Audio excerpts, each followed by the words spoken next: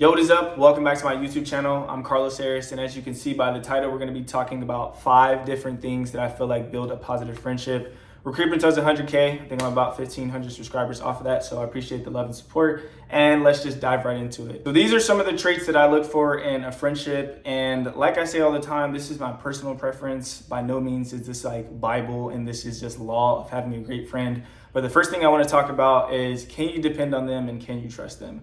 I feel like with any type of relationship, you have to have trust and a foundation to build on. Can you depend on them to show up for you whenever you need something? Can you share things with them? Can you be vulnerable with them without them turning around and using it against you later? So for the foundation of a friendship, something that's super important to me is, can I depend on you and can I rely on you to come through in those clutch moments? If I need something in time of need, are you going to show up for me? Same thing, vice versa, because in a friendship, it's not just one-sided. You can't have a person that's doing all these things for you and you're not reciprocating the same energy. So ask yourself, whenever you're going into a friendship, can you trust this person? Can you rely on this person? Because the last thing you want is to have something start off with a rocky foundation, and at the end of the day, 5 years down the line, it crumbles because the foundation wasn't built off of, being able to depend on each other and having trust in one another, that the best interest is at hand as far as like building together. Number 2 is pushing your friend to be the best version of themselves. This is something that I personally take a lot of pride in.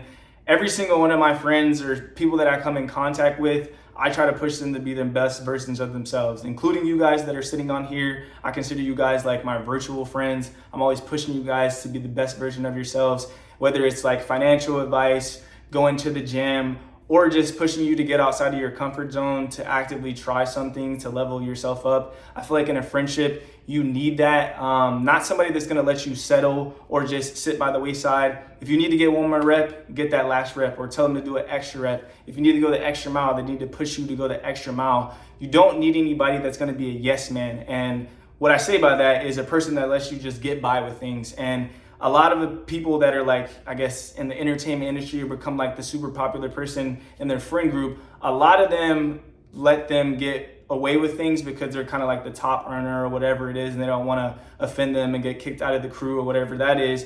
But having too many yes men around you will ultimately be your downfall, and I've seen this in multiple instances.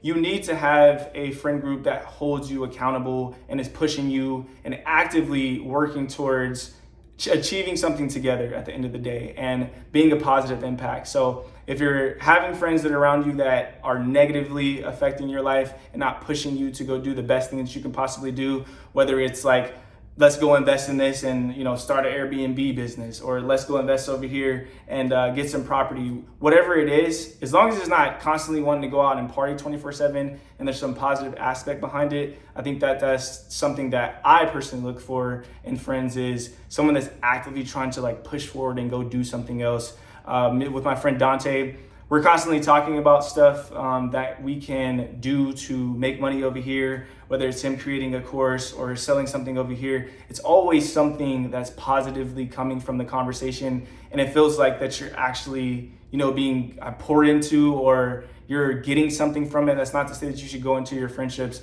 and just try to pull things from people, but it has to be an active relationship where I can share ideas with him, he can share ideas with me, and then we can go back and build separately and ultimately elevate together. Number 3 is checking on your friend's mental health. I know as men, this is something that's not really done that often, because my friend has a brand that I'm actually collabing with here coming up.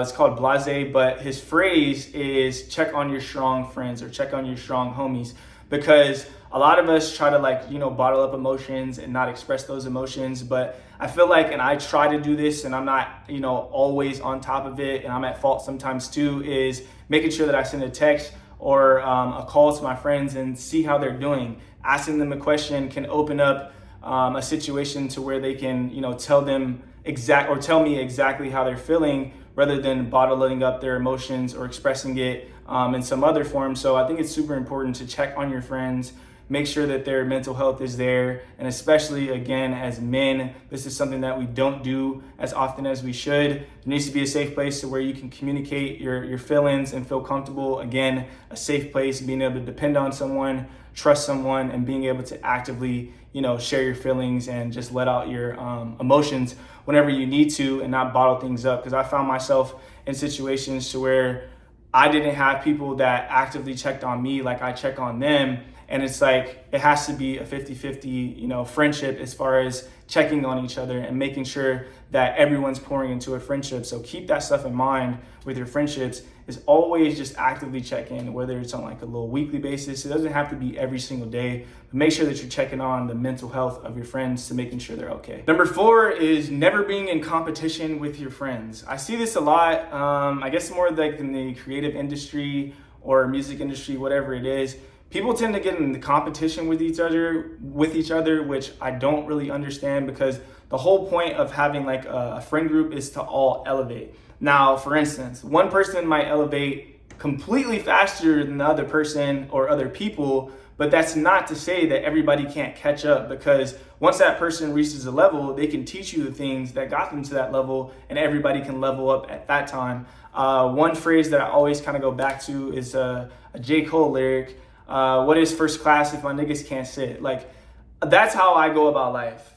I want to elevate and get myself to a point to where I can bring all my homies up or the people around me and get them to a point to where they can elevate too. It's never a competition. I don't care if somebody's making more money than me. Everybody has their lane and everybody has their place inside of friendships, and everybody can be successful in their own way. So never find yourself in competition with your friends. Constantly elevate together and push each other to be the best version, like I said in the previous point. But yeah, never be in competition with people, because it just breeds, envy, jealousy, and all that stuff leads to just, the detrimental downfall of friendships. And the last thing I want to talk about, which is super important with any relationship, like I said earlier, communication. Communication is something that I have to work on in my personal relationship with my friendships, but communication is something to where if you guys have to address the issue, sit down and have maturity and actually have a conversation. Don't assume things, because assuming always leads to problems and stuff in your friendships.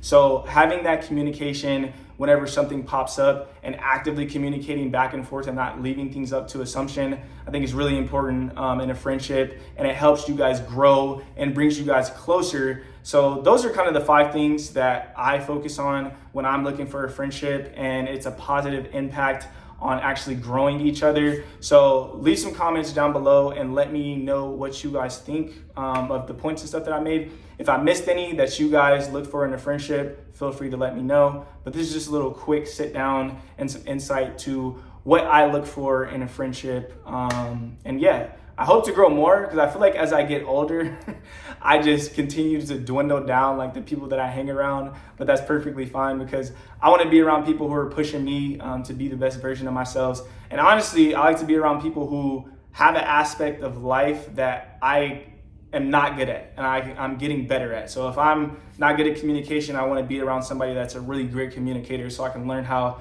to become a better communicator. I have to learn to be more empathetic, and some people that are around me are way more empathetic than I am. So I can start learning those things and start, changing my lifestyle ways to become a better friend, better partner, whatever it is. So yeah, I will see you guys in the next one. Peace.